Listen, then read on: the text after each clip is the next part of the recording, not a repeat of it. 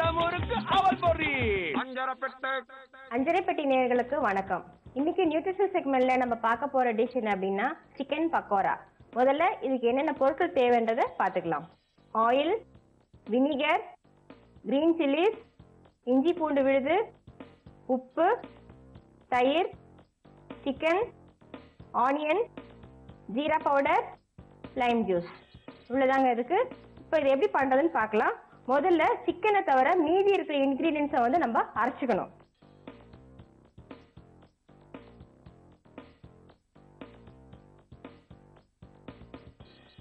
இந்த green chillies போட்டுக்கோங்க. அவங்க காரத்துக்கு ஏற்ற மாதிரி போட்டுக்கோங்க. நிறைய வேணும்னு ஆசைப்பட்டீங்கன்னா தாராளமாக போட்டுக்கோங்க. இல்லை காரம் கம்மியாக வேணும்னா கம்மியாக போட்டுக்கோங்க. அப்புறம் இஞ்சி பூண்டு விழுது, அப்புறம் கொஞ்சம் தயிர்,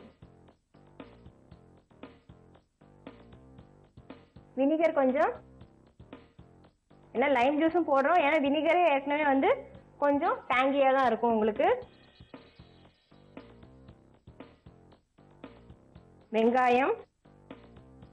வெங்காயம் வந்து ரொம்ப ஃபைனா சாப் பண்ண அவசியம் இல்லை, நம்ம கிரைண்ட் பண்ண போறோம் இல்லையா, அதனால. கொஞ்சம் ஜீரா பவுடர்.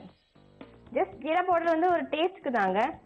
நம்ம யூஸ்வலா பக்கோடா செய்யும் போது என்ன பண்ணுவோம், கடலை மாவு அரிசி மாவு சேர்த்து பண்ணுவோம். இது கொஞ்சம் வித்தியாசமா இருக்கும். நம்ம அந்த மாதிரி மாவெல்லாம் நம்ம சேர்க்கல, ஜஸ்ட் இந்த மாதிரி இன்கிரீடியன்ஸ் மட்டும்தான் நம்ம சேர்க்கிறோம். ஃபைனலா உப்பு அவங்கவுங்க தேவைக்கு ஏற்ற மாதிரி யூஸ் பண்ணிக்கோங்க. இப்போ இதை அரைச்சிடலாம். நம்ம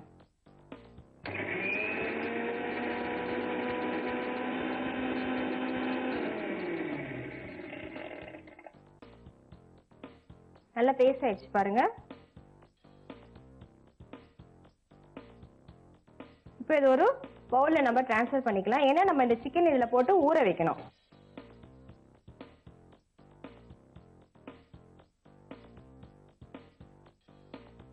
இந்த பேட்டர் ரெடி ஆயிடுச்சுங்க.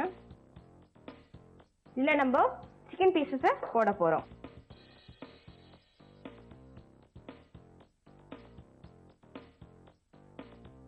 போட்டோங்க.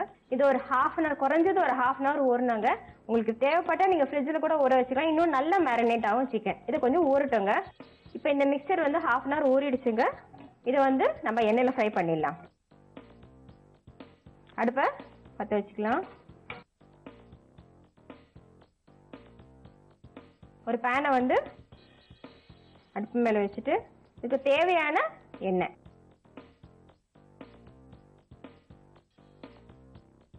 இந்த சிக்கன் பக்கோடா வந்து ஜஸ்ட் ஒரு ஸ்நாக்ஸ் ஐட்டம் மாதிரி தாங்க. ஈவினிங் நம்ம டீ காஃபி குடிக்கும் போது ஏதாவது சாப்பிடணும் இல்லையா, அந்த டைம்ல பசங்களுக்கு கொடுத்தீங்கன்னா அவங்களும் கொஞ்சம் இன்ட்ரெஸ்டா சாப்பிடுவாங்க. ஏன்னா சிக்கன் அப்படின்னு சொல்றதுனால கண்டிப்பா அதுல ப்ரோட்டீன் வந்து அடங்கி இருக்கு.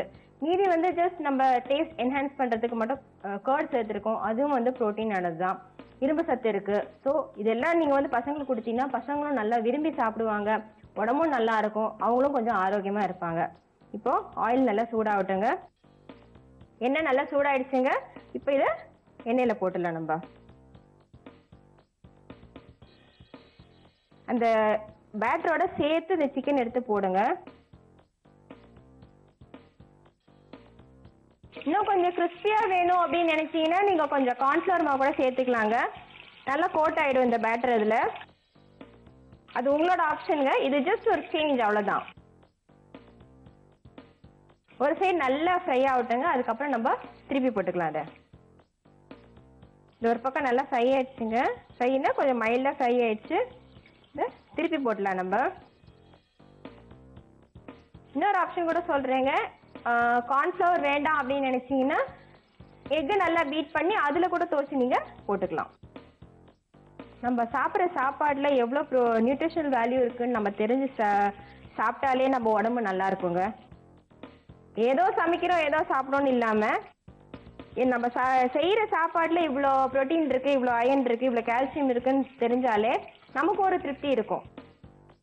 யூஸ்வலா ஹவுஸ் ஒய்ஃப் என்ன பண்ணுவாங்க, ஏதோ சமைக்கிறோம் கொடுக்குறோம், குழந்தைங்களுக்கு கொடுக்குறோம், ஹஸ்பண்ட் கொடுக்குறோம் அப்படியெல்லாம் இல்லாமல் கொஞ்சம் சத்தான உணவாக நீங்கள் அவங்களுக்கு கொடுத்துட்டீங்கன்னா அவங்களும் ஆரோக்கியமாக இருப்பாங்க, நீங்களும் நல்லா இருப்பீங்க, உங்களுக்கு நல்லா பாராட்டும் கிடைக்கும். ஏன்னா இந்த மாதிரி டிஷ்ஷஸ் நீங்கள் ட்ரை பண்ணி வீட்டில் கொடுத்தீங்கன்னா அவங்களுக்கு ஒரு சேஞ்சஸ் இல்லையா. நம்ம யூஸ்வலாக எப்போ பாரு வத்த குழம்பு கார குழம்பு இந்த மாதிரி இல்லாமல் இது ஒரு ஜஸ்ட் ஒரு சேஞ்ச். எப்போ இல்லாமல் யூஸ்வலாக பக்கோடா என்ன பண்ணுவோம், இந்த வெங்காயம், இந்த காலிஃப்ளவர் இப்படியெல்லாம் போட்டு பண்ணுவோம். ஜஸ்ட் இப்படி பண்ணி கொடுத்துட்டேன். இது ஒரு ஜஸ்ட் சேஞ்ச். அதாவது நம்ம யூஸ்வலாக எல்லாமே ஒரு டிஃப்ரெண்ட்டாக இருக்கும் இல்லையா, பசங்க சரி அம்மா இதை டிஃப்ரெண்ட்டாக பண்ணியிருக்காங்க சாப்பிட்லாம் அப்படின்னு நினைக்கிறது. இந்த ரெசிபியை கொஞ்சம் நல்லா ஹைலே வச்சு பண்ணலாங்க நீங்கள். ஏன்னா சிக்கன் வந்து ஏற்கனவே அது மேரினேட் ஆனதுனால நல்லா சாஃப்ட் ஆகிடும், உங்களுக்கு சீக்கிரம் ஃப்ரையாகவும் கிடைக்கும். நீங்கள் மீடியமில் வைக்கணும்னு அவசியமே கிடையாது. பக்கோடா ரெடி ஆயிடுச்சுங்க. ஸ்டவ்வை ஆஃப் பண்ணிடலாம். இதை வந்து இப்போ ஒரு சர்விங் பிளேட்டில் சர்வ் பண்ணிடலாம். நீங்கள் யோசிக்கலாம், என்னடா அது நியூட்ரிஷன் சமையல்னு சொல்லிட்டு இவ்வளோ எண்ணெயில் சமைக்கிறோம் அப்படின்ட்டு. அதாவது ஆயில் வந்து உடம்புக்கு தேவைங்க, ரொம்ப ஓவராக இருக்கக்கூடாது, அவ்வளோதான்.